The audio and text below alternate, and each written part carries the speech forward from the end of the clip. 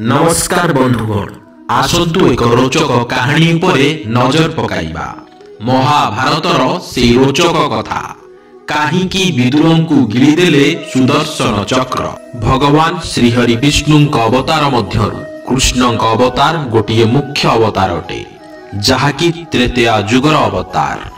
एही अवतार रे भगवान विष्णुंकर अनेक भक्त थिले, किंतु एही भक्त मानक मध्यरु जने परम भक्त हेउचंती महात्मा विदुर, जे कि कौरव मानक पक्षरे रही मध्य पांडवंकु खूब भल पाउथिले। महाभारत कालरे तांकर भूमिका अत्यंत गुरुत्वपूर्ण थिला।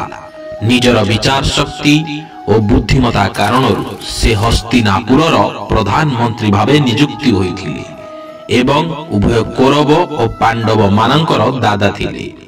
एते महत्वपूर्ण भूमिका रे थाई मध्य विदुर महाभारत रे निजर कोनोसी अस्तित्व रखि पारिले नाही। एपरिकी विदुर कुरुक्षेत्र युद्ध रे युद्ध करिबा पई मना करि देइथिले, किंतु तांको मृत्यु पूर्वरु निजर शेष इच्छा श्री कृष्ण को कहिथिले। से श्री कृष्ण को कहिथिले, प्रभु पृथ्वी पृष्ठ रे एते भयंकर युद्ध देखि मोर आत्मा आत्मग्लानी अनुभव हेउची। मोर शेष इच्छा हेउची मोर मृत्यु परे मु निज शरीरर गोटिए अंश मध्य एही पृथ्वी उपरे छाड़ी की जीवा पाई चाहू नाही। तेणु मोर शेष इच्छा हेउची मोर मृत्यु परे ना मते पोड़ा जाऊ, ना मते पोता जाऊ, ना जलरे प्रवाहित करा जाऊ।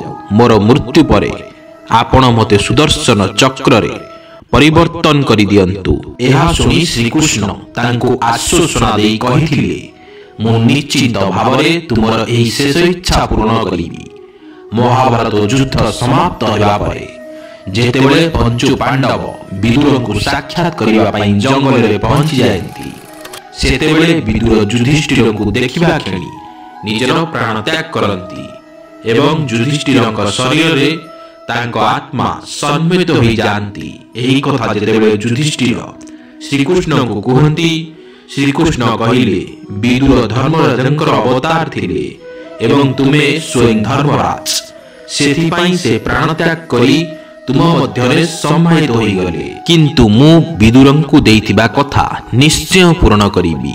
एहा कहि श्रीकृष्ण सुदर्शन चक्रंकु अनुमति देई कहिले, विदुरंक शवकु निज मध्यरे सम्माहित करि नेब एवं सुदर्शन चक्र मध्य ताहा करिथिला।